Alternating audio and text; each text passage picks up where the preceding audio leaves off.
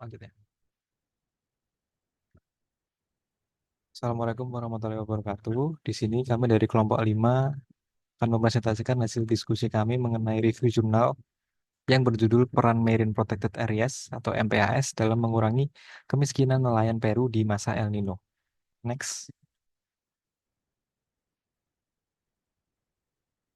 Baik, di sini anggota kami beranggotakan Syarifah Sania Salatin dengan NIU 5355504, Gibran Lukman Sadewo dengan NIU 5435269, Asifa Aurelia Pradina dengan NIU 5345583, Syahwa Nabila Anindya EKT dengan NIU 5395220, Albarin Wijaya Nur Wahid dengan NIU 5455299, Kevin Kisan Prabowo dengan NIU 5348858, Gisela Flora Frederica dengan NIU 5344006, dan Anissa Setiawanti Atnik Mahmukairi dengan NIU 5381315. Next. Baik. Yang pertama di sini adalah latar belakang dengan fenomena El Nino. Fenomena El Nino Southern Oscillation atau ENSO dapat menunjukkan pemanasan suhu laut yang berdampak pada sektor perikanan karena kenaikan suhu akan mempengaruhi jumlah populasi spesies ikan yang ada pada lautan. Kemudian pada kondisi perikanan Peru, Peru ini merupakan produsen perikanan tangkap terbesar ketiga di dunia, namun sangat rentan karena sering terkena oleh El Nino sendiri. Peristiwa ini dapat menyebabkan kerugian yang besar hingga mencapai 56% pada tahun 2017. Kemudian untuk perikanan artisanal atau perikanan skala kecil, nelayan artisanal di Peru ini berkontribusi besar terhadap sebagian besar ikan yang dikonsumsi oleh masyarakat dan merupakan sumber utama mata pencaharian pada masyarakat nelayan. Namun masih terdapat beberapa tantangan seperti pengelolaan yang belum optimal, nelayan yang terus bertambah, serta perubahan iklim yang ekstrim yang disebabkan oleh El Nino tadi. Next. Selanjutnya ada Marine Protected Areas atau MPAS. MPAS ini merupakan wilayah laut yang dikelola guna konservasi jangka panjang untuk menjaga ekosistem laut. Selain itu, MPAS juga menjadi sarana mitigasi dampak perubahan iklim dan membantu meningkatkan keanekaragaman hayati. Kemudian untuk regulasi MPAS pada wilayah MPAS di Peru, ini dianggap sebagai kawasan penggunaan langsung atau riset nasional yang memiliki arti bahwa penangkapan ikan oleh nelayan artisanal atau nelayan kecil diperbolehkan namun dengan berbagai batasan. Di Peru sendiri ada 3 MPAS utama, yakni yang pertama ada Cagar Nasional Paracas, kemudian San Fernando, dan yang terakhir adalah Guano Island. Next.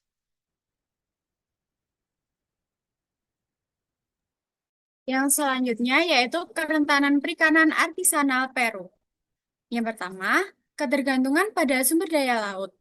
Artisanal fishing merupakan sumber utama pekerjaan, pendapatan, dan ketahanan pangan masyarakat pesisir Peru. Sekitar 81% pekerja perikanan adalah nelayan artisanal. Ketergantungan tinggi ini membuat mereka sangat rentan terhadap fluktuasi hasil tangkapan. Yang kedua, yaitu dampak dari El Nino. Peristiwa El Nino menaikkan suhu laut dan mengubah ekosistem laut, sehingga menurunkan stok dan ketersediaan spesies penting. Yang ketiga, kerentanan sosial ekonomi.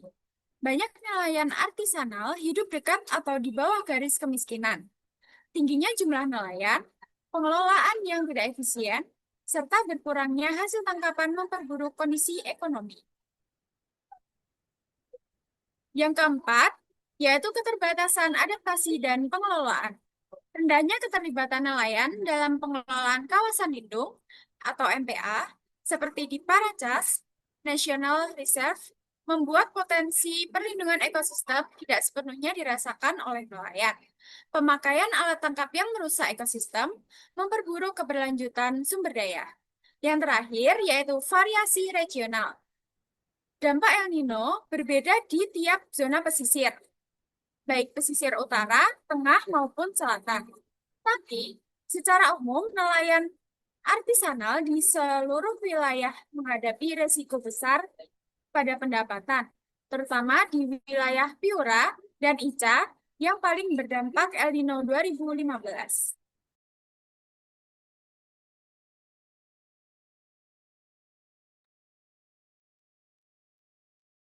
Selanjutnya ada konsep dan manfaat kawasan konservasi laut. Jadi MPA adalah ruang geografis yang jelas batasnya, diakui dan dikelola melalui cara hukum atau cara efektif lainnya untuk mencapai konservasi jangka panjang alam, jasa ekosistem, dan nilai budaya.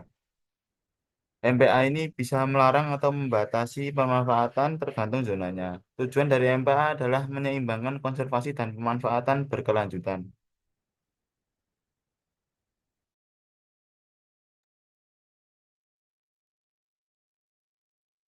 Oke, selanjutnya metodologi penelitian. Yang pertama ada metodologi penelitian melalui pendekatan analisis. Pada penelitian ini, penulis menggunakan pendekatan kuantitatif dengan metode propensity score matching atau PSM. Metode ini dipakai untuk membandingkan nelayan yang mendapat kesempatan memancing di dalam kawasan marine protect area dengan nelayan yang tidak mendapat akses. Tujuannya adalah untuk mengetahui dampak akses tersebut terhadap tingkat kemiskinan nelayan selama peristiwa El Nino tahun 2015. Yang kedua yaitu melalui data dan sumber. Data utama berasal dari dua sumber, yaitu Survei ENEPA tahun 2015 dan Sensus Perikanan Artisanal CENPAR. Dari data ini, peneliti mendapatkan informasi sosial ekonomi seperti pendapatan, jenis alat tangkap, dan keanekaragaman spesies. Selain itu, data manajemen dan biodiversitas kawasan MPA diambil dari dokumen resmi, serta data spasial pelabuhan dan MPA dipetakan dengan software ArcGIS. Yang ketiga yaitu melalui pengukuran kemiskinan. Variabel utama yang dianalisis adalah status kemiskinan nelayan. Garis kemiskinan ditetapkan oleh Lembaga Statistik Peru yaitu INEI sebesar $109 Amerika per bulan untuk wilayah pesisir. Hanya nelayan yang sepenuhnya bergantung pada perikanan yang dihitung dalam penelitian ini. Yang keempat yaitu kelompok perlakuan dan kontrol. Definisi kelompok perlakuan adalah nelayan yang beroperasi di pelabuhan yang jaraknya kurang dari 20 km dari batas MPA. Artinya, mereka berpotensi mengambil manfaat langsung dari sumber daya di dalam MPA. Sedangkan kelompok kontrol adalah nelayan di pelabuhan dengan tingkat kemiskinan serupa pada tahun 2012 sebelum El Nino, namun tidak berada dekat dengan MPA. Yang terakhir yaitu teknik estimasi. Dalam proses estimasi, penulis menggunakan algoritma genetic matching untuk menyeimbangkan karakteristik antar kelompok. Selanjutnya digunakan regresi logit berbobot karena variabel outcome bersifat biner, yaitu miskin atau tidak miskin. Nah, untuk memastikan hasil lebih akurat, penulis juga menerapkan double adjustment untuk mengurangi bias menggunakan teknik bootstrap untuk menghitung error, serta uji Rosenbaum untuk menguji robustness hasil penelitian. Next.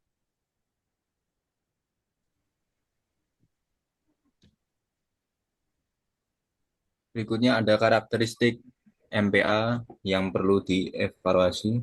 Tapi sebelumnya saya akan membahas karakteristik MPA terlebih dahulu. MPA di Peru memiliki karakteristik yaitu terdapat ukuran kawasan yang dibagi menjadi 3 wilayah, yaitu Paracas National Reserve atau disingkat RNB yang memiliki luas wilayah 335.000 hektar. Kemudian ada San Fernando National Reserve atau disingkat RNSV, itu memiliki luas wilayah 154.716 hektar, dan ada Guando Islands and Caps National Reserve System atau disingkat RNSIIPG yang memiliki luas wilayah 140.833 hektar. Kemudian terdapat pula karakteristik yaitu partisipasi nelayan dalam pengelolaan, di mana hal ini yang menjadi faktor kuat menurunkan resiko kemiskinan di Peru pada saat terjadi El Nino. Contohnya itu di jurnal itu di RNSV itu sebanyak 71 nelayan sudah terlibat dalam pengelolaan kawasan yang membuat wilayah itu kemiskinannya sudah menurun, dan kemudian ada strategi lingkungan di mana kawasan itu memiliki strategi lingkungan yang kuat dengan adanya patroli rutin pemantauan stok ikan yang kemudian akan ketika ada El Nino itu pemantauan stok ikannya akan di mana eh, para nelayan akan lebih berhati-hati untuk tidak melakukan penangkapan dengan skala yang besar. Kemudian ada juga strategi ekonomi di mana MPA ini berfokus pada praktik perikanan tradisional untuk para nelayan tradisional yang menangkap untuk kebutuhan sehari-hari mereka. Kemudian ada juga strategi sosial budaya di mana masyarakat lokal dilibatkan dalam rapat komite pengelolaan dan kegiatan bersama yang wilayah ini punya keterlibatan sosial tinggi yang cenderung lebih efektif untuk mengurangi kemiskinan. Kemudian ada formalitas nelayan, di mana nelayan itu memiliki izin resmi lebih mudah untuk dilibatkan dalam kebijakan MPA.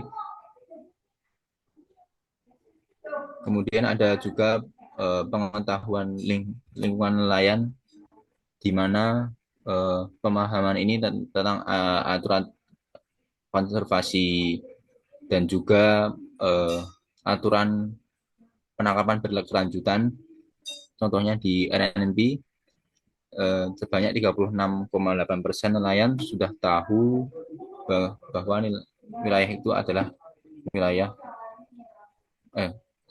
di RNB itu 36,8% itu nelayan tahunya kalau wilayah itu adalah kawasan konservasi yang membuat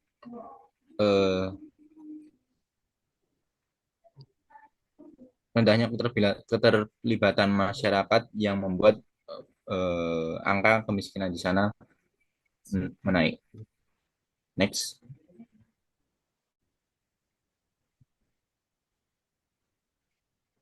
Kemudian ada poin-poin yang perlu dievaluasi dari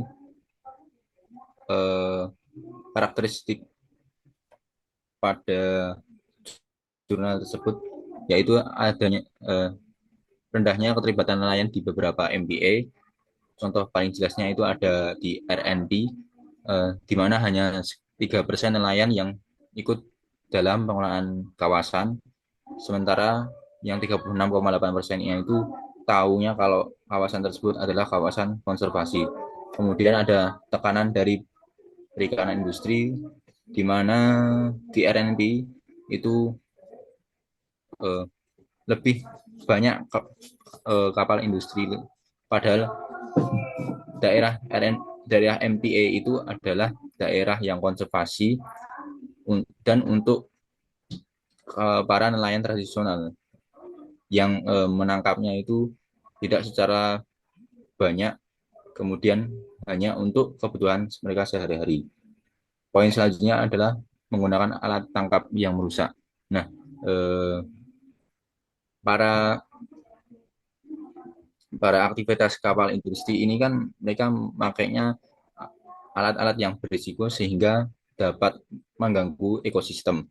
Kemudian ada kurangnya luas MPA di Peru, di mana masih sekitar 0,5% dari wilayah lautnya, dan ini masih jauh dari target SDGs yang ke-14, yaitu selebar 10% dan lebih rendah dari beberapa negara termasuk Chili, Kolombia, dan Ekuador. Yang terakhir ada kualitas perencanaan dan manajemen yang berbeda-beda antar MPA, di mana indeks evaluasi kawasan lindung di Amerika Latin itu menunjukkan kalau RNSP itu lebih baik daripada kawasan RNP dan RNSIIPG dalam membentuk MPA ini. Next.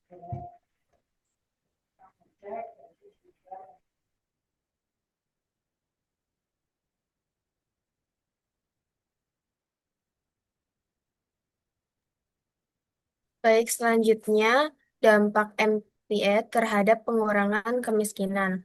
Di sini berdasarkan penelitiannya, dampak MPE itu dapat mengurangi kemiskinan nelayan nelayan skala kecil selama peristiwa El Nino tidak seragam dan sangat bergantung pada karakteristik pengelolaannya.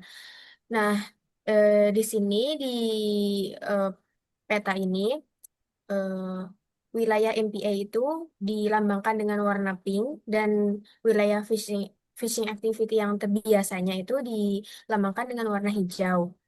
Nah, MPA ini jika dikelola dengan baik, dia dapat berfungsi sebagai jaring pengaman ekologis selama terjadi El Nino. Di sini biasanya MPA itu yang diizinkan untuk pemanfaatan sumber daya untuk masyarakat lokal di Peru itu jenisnya yaitu cagar nasional atau National Reserves. Oke, next.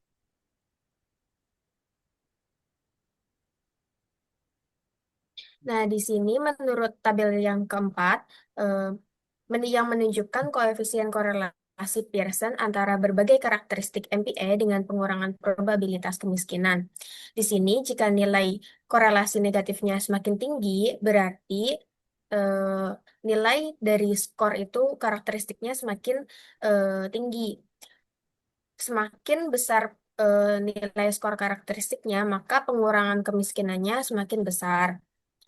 Nah, di sini dapat dilihat yang paling besar korelasinya itu ada di partisipasinya. Jadi, MPA ini sangat bergantung dengan partisipasi para nelayan supaya bisa dijalankan dengan maksimal. Nah, penangkapan ikan di MPA Peru ini bisa mengurangi kerentanan kemiskinan bagi nelayan skala kecil terhadap El Nino karena MPA itu menjaga supaya benih-benih maupun ikan-ikan yang kemungkinan tidak bisa ditangkap saat terjadi El Nino bisa menjadi stok bagi para nelayan skala kecil dan tentunya eh, hanya eh, ikan-ikan yang ditangkap di MPA ini hanya dapat ditangkap oleh para nelayan kecil yang memiliki eh, dokumen sehingga mereka bisa menangkapnya saat terjadi El Nino supaya mengurangi angka kemiskinan. Oke, next.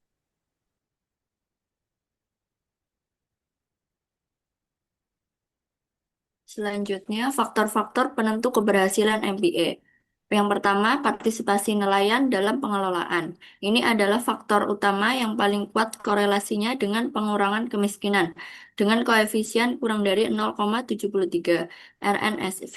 MPA paling sukses memiliki tingkat partisipasi nelayan sebesar 71%, sementara RNP yang tidak berdampak hanya 3%. Yang kedua, strategi lingkungan dan ekonomi. Rencana pengelolaan yang baik dan dilaksanakan secara efektif sangat penting.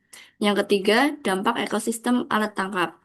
Penggunaan alat tangkap yang ramah lingkungan berkontribusi pada kesehatan ekosistem dan hasil tangkapan yang berkelanjutan. Next.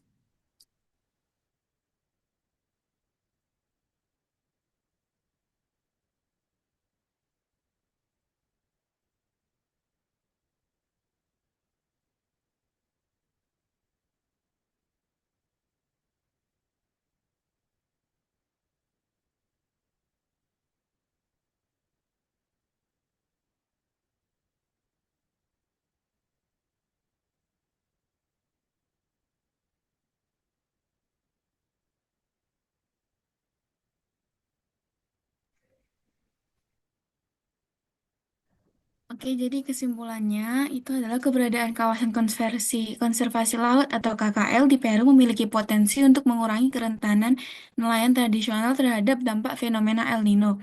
Meskipun hasilnya itu berbeda pada tiap kawasan, di RNSF nelayan memiliki probabilitas kemiskinan yang lebih rendah hingga 29% dibandingkan dengan nelayan nelayan di luar kawasan selama El Nino 2015. Sedangkan di RNSIIPG hanya sebagian wilayah yang memberikan dampak positif dan di RNP dampaknya sangat terbatas. Faktor yang berperan penting dalam keberhasilan KKL adalah tingkat partisipasi nelayan dalam pengelolaan, strategi konservasi, dan ekonomi yang diterapkan, serta penggunaan alat tangkap yang ramah lingkungan. Dengan demikian, KKL dapat menjadi instrumen mitigasi yang efektif, namun efektivitasnya sangat bergantung pada tata kelola, partisipasi masyarakat, dan kondisi sosial ekonomi setempat. Kemudian saran atau rekomendasi yaitu diperlukan perluasan cakupan KKL di Peru, peningkatan partisipasi nelayan dalam pengelolaan, serta integrasi manfaat sosial ekonomi lain agar keberadaan KKL ini tuh lebih optimal. Selain itu, formalitas perikanan artisanal harus diperkuat dan penelitian lanjutan penting dilakukan untuk mengevaluasi dampak KKL serta efektivitas alat tangkap berkelanjutan.